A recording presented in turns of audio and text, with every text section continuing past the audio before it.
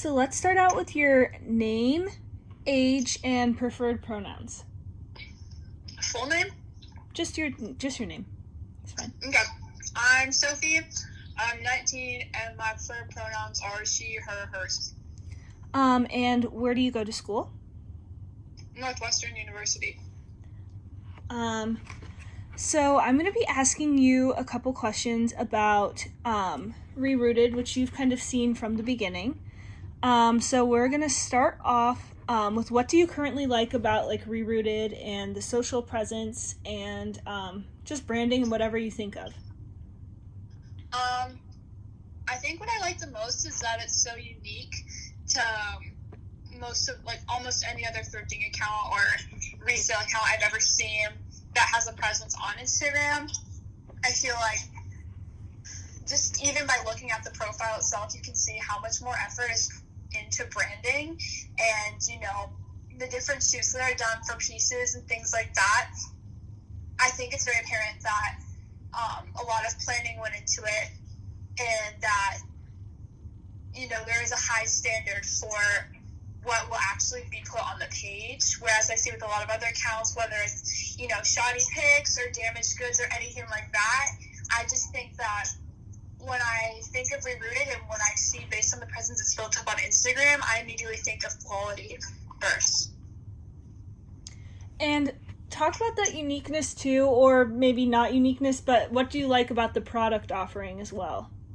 Because I feel like you really touched about the brand there. Yeah, I think that there's definitely a good range of the types of products, and I think that in terms of uniqueness, I feel like there are a lot of finds that, I think thrifting accounts will kind of take the easy way out, or like businesses on Instagram, by, doing the bare minimum, finding the most basic pieces, or just looking specifically for, popular brands they know will just sell because they have a label on them. Whereas with ReRooted, I feel like I see a lot of unique pieces, things that come from, brands that you would never expect, but will ensure that the product you're getting is so different from any others that you would find on a typical brand on Instagram. Awesome. And what do you dislike about ReRooted? Like what are things that have been done that you're like, oh, that was a poor decision, or maybe products or whatever?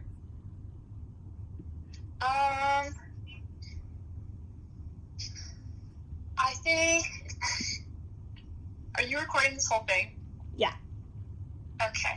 Like you're not going to make any cuts? No. All right. I think that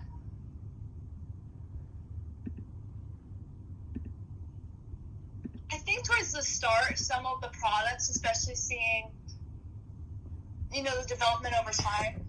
Mm-hmm. And I think that this has come with any sort of business whatsoever. They just weren't, the range wasn't as good. The quality was probably not as good as what the standard is now for the brand. And also I think something that should definitely be worked on is the inclusivity in terms of the sizes. I think that a lot of people don't have the opportunity to enjoy the brand and its products simply because there is nothing for them there. Yeah. Which is a common problem with most, most brands on Instagram, especially, the upcycle, the resale, thrifting accounts, all that. But, I think that it is still, people have been able to do it before, so I really think it's hard to make excuses for something like that, knowing that there is a huge group of people who might feel like they don't feel welcome by the brand. They don't feel like there's anything for them there. Yeah, definitely. Okay, so I just sent you the link to my questionnaire that I sent out to a couple people who aren't doing actual interviews. And in that questionnaire, there is a list of a ton of adjectives.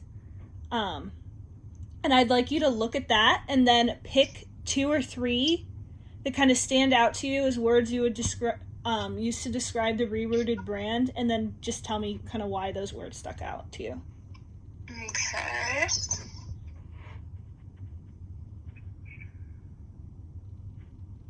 Okay, one I definitely say is approachable, just because it's super easy just to, once you find the account, to place a bid. And I think the framework for the rules on bidding and all of that has been made pretty apparent. So that's one I'd say. Awesome.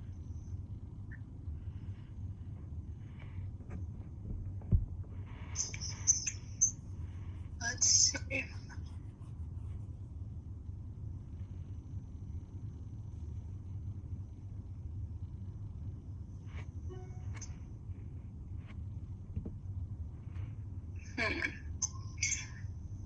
Try to choose just 3. Yeah. And also I have those there to kind of spark, something. But if there was a word that came to mind when I said words to describe ReRooted that you don't see on that list, or maybe you haven't gotten far enough yet, feel free to say those too. This is just going to help inform branding decisions that are made down the road. I'd say another one is probably charming, just because I feel like the pieces are different, but like you can see through the branding and the pictures that are taken, I think it has it feels, in addition to being approachable and welcoming, it has that kind of vibe where it makes you feel like your personality is almost being catered to, Mm-hmm. And then a third one I'd say is maybe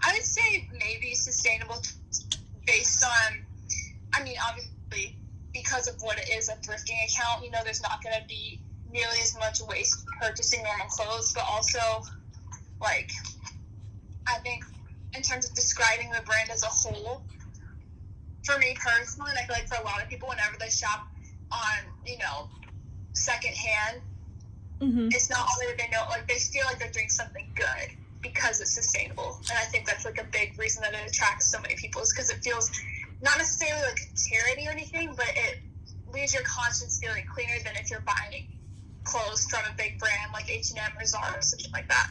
Definitely. And that's funny that you bring that up, because that was the next question I wanted to ask you is, how does shopping sustainably make you feel? And then how important is it to you that the clothing you're buying is sustainably sourced? Is that something you put a lot of emphasis on, or something that's kind of an afterthought? Yeah. So I'd say, like I mentioned before, it almost feels like you're doing a good deed, and I feel like that in and of itself is not the most healthy mindset to look at it at, because I feel like, for me at least, with the climate crisis and everything, I feel like at this point, shopping sustainably should be the bare minimum for anyone who can afford to do so. Mm-hmm. So I'd say it used to make me feel almost charitable, but at this point, I'll get excited shopping sustainable when I find a piece that I really, really like and I know it's going to be different, but I don't necessarily get as much excitement knowing that it's better for the environment anymore, because I know that that should be such a given at this point for shopping. And do you feel within your demographic, I guess, that that's the norm, or are you kind of ahead of the curve in that regard? I definitely wouldn't say I'm ahead of the curve, but I think that a lot of people are pushing for it to be the norm, and I think over time that's where it'll get.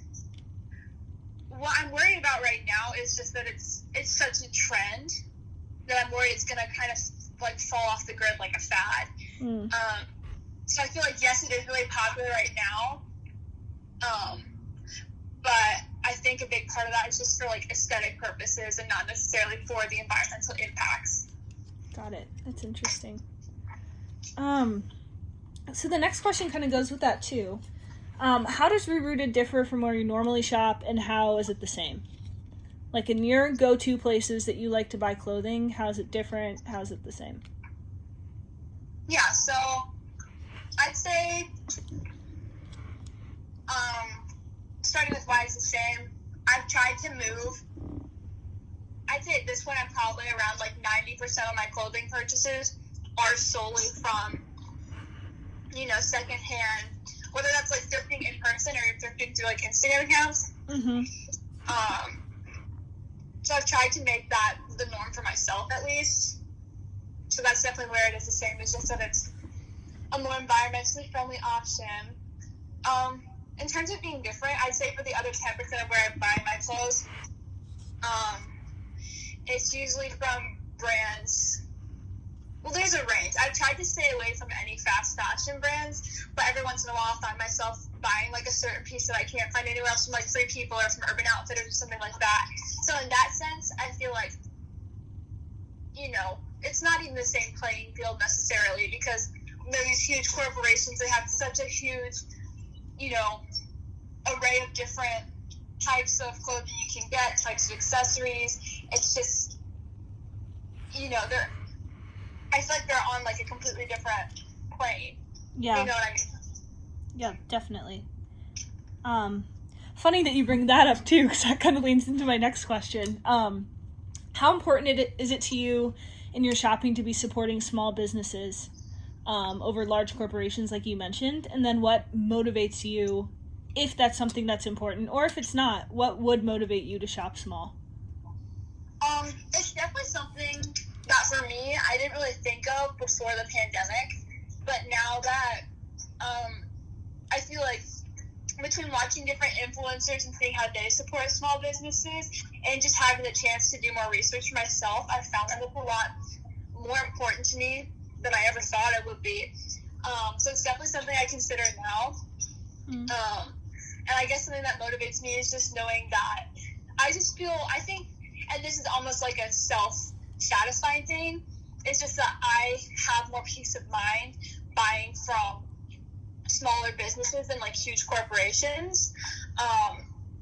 Whether that's for environmental purposes or like ethical purposes, I feel like there's just a lot of reasons why consciously it feels better for most people. That's actually really interesting. Could you elaborate on that? Yeah, for sure. So one thing that came to mind was a research project that I did for a sociology course at Northwestern in the spring, and we looked into fast fashion a lot, and we really looked at the ethics of, such large-scale production of clothing. And the more that we looked into it, the more we realized that while there are some big name brands like people know as being like fast fashion corporations, a lot of places that are still bigger, that still have a big name recognition, are not producing their clothing ethically. And for me, that's something that's extremely important, whether that's like gender equality in the workplace, work hours, work conditions, things like that. Mm-hmm. There needs to be more regulation. It's something we're not seeing. And so to know that when you buy from a small business, that you're not only supporting someone locally, but also you're eliminating any chance of that, I think it sits well, at least with me personally, with a lot of people. Definitely. So it's something that, one, you feel good about supporting someone small who like, especially during this time, may be struggling. So then it's kind of that charitable thing, but then it's also like, I know exactly where this is coming from and how it was sourced. Exactly. That's really interesting. Okay, another question I have, kind of going back to the branding a little bit, is if ReRooted were a color, some people have synesthesia. I'm not sure if I pronounced that right. But like, I'd love to ask this question when thinking about branding. Like, if ReRooted's brand was a color, or maybe a color palette, what would it be, and why do you think that? Don't overthink this. Like, literally just gut feeling, first instinct. What are your thoughts? Do you want any elaboration upon that? Or yes. Okay. So I think the first thing that came to mind was pastels, like yellow. I immediately thought like light yellow, but I think I started to overthink it until you mentioned that, was because that I feel like is influenced by each drop. because I think one thing that ReRooted does pretty well, and I've seen with a couple other accounts, is like themed drops and not just like providing like random thrifted clothing, but having like a certain purpose for each drop, whether that's one piece, like the recent denim drop, or just a certain almost like vibe. Like I've had like the tie-dye drop, or like even like vintage pieces, or like 90s style top, something like that. And I feel like each drop has a different color or a different color palette I could ascribe to it. So I'd say based on two of, I think, were, at least for me, the most interesting influential drops were the tie-dye drop and the denim drop, and those immediately evoke like light and calming colors. But again, if I were to look back at every single drop, I think I would give you a different answer. Okay, 2 follow-up questions with that, and I'll start with this one. Why were the denim drop and the tie-dye drop the most influential to you?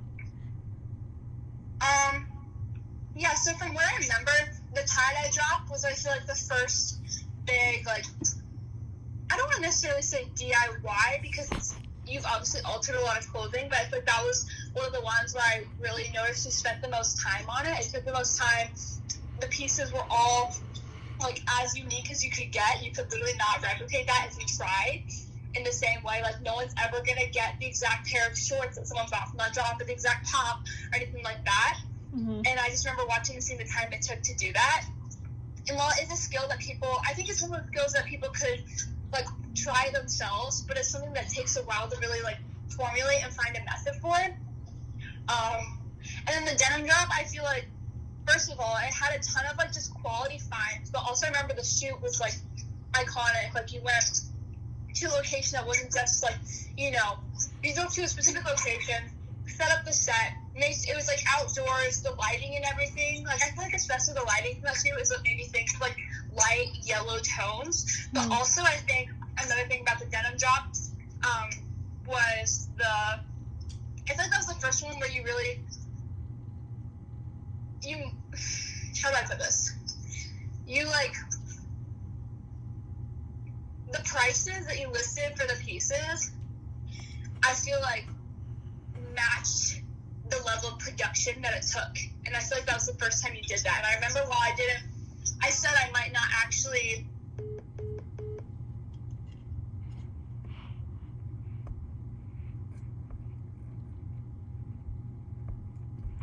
Sorry, the call dropped there.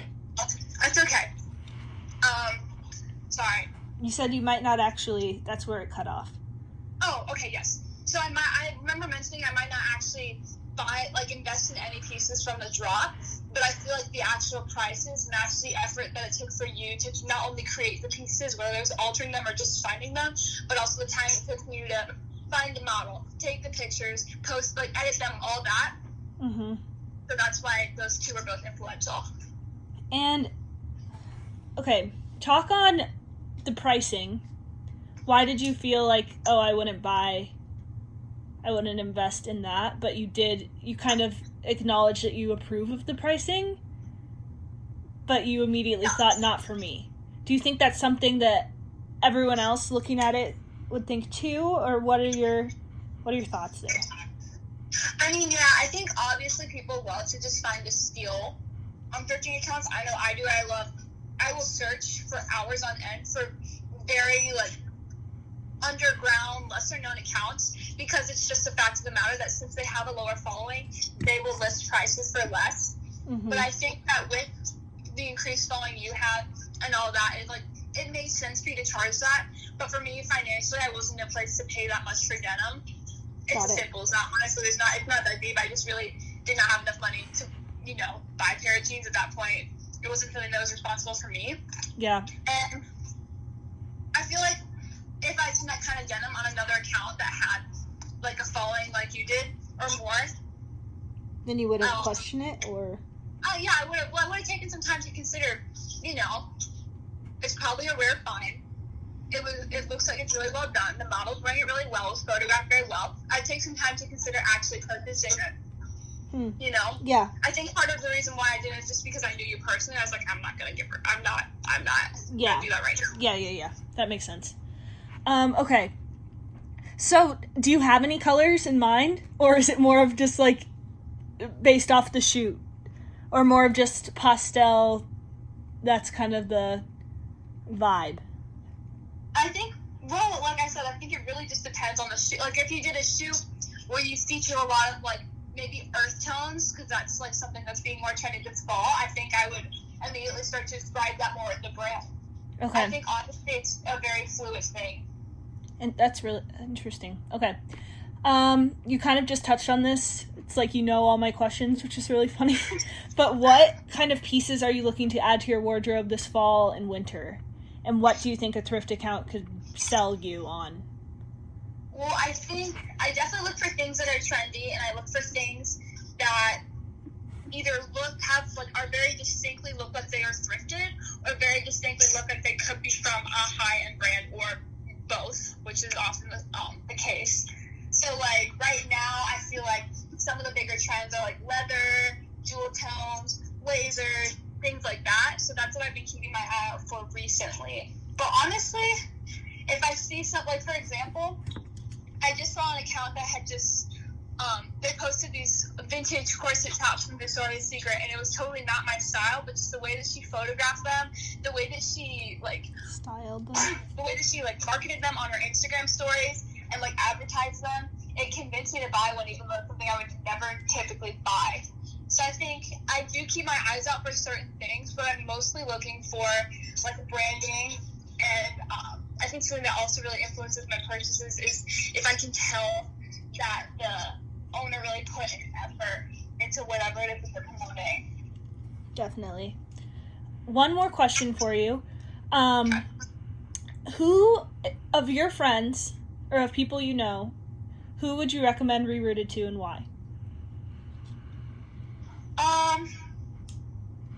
I'd say any of my friends that, well, I think, like one person I needed about it was one of my best friends who we just have a very similar taste in terms of the influencers, but we don't have a very similar fashion style at all, but we follow almost all the same influencers on Instagram, and, like, we are subscribed to, like, a lot of the same ones on YouTube.